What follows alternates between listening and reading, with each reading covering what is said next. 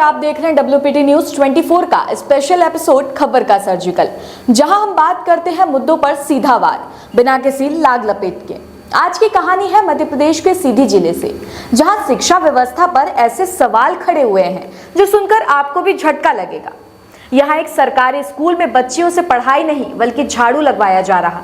जी हाँ, वो बच्चियां जिनके हाथ में किताब होनी चाहिए, उनके हाथ में झाड़ू थमा दी गई। शनिवार सुबह करीब 11 बजे का समय था। विकासखंड रामपुर नैकिन के ग्राम पंचायत बघवार स्थित शासकीय कन्या उच्चतर माध्यमिक विद्यालय के कक्षा और स्कूल परिसर में 5 बच्चियां झाड़ू लगाती कैमरे में कैद हो गई। अब ये सब तब हुआ जब स्कूल में चपरासी के पद पर कर्मचारी पहले से ही तैनात है।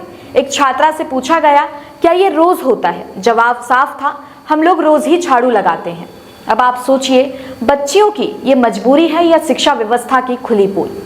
मौके पर स्कूल के प्रधान अध्यापक कमलेश्वर साकेत और शिक्षक अशोक सिंह मौजूद थे, लेकिन पहले तो प्रधान अध्यापक ने कैमरे पर कुछ भी कहने से इनकार कर दिया और फिर बोले, ऐसा कुछ नहीं है। सवाल ये है कि जो घटना उनके सामने हो रही है उसे कैसे नकारा जा सकता है?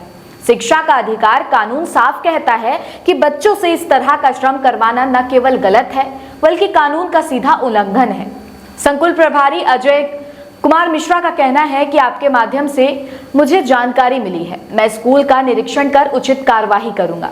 लेकिन सवाल यह है कि क्या सिर्फ निरीक्षण करने से इस गंदगी की सफाई होगी या फिर किसी को जिम्मेदार ठहराया जाएगा? ये मामला सिर्फ एक स्कूल तक सीमित नहीं हो सकता।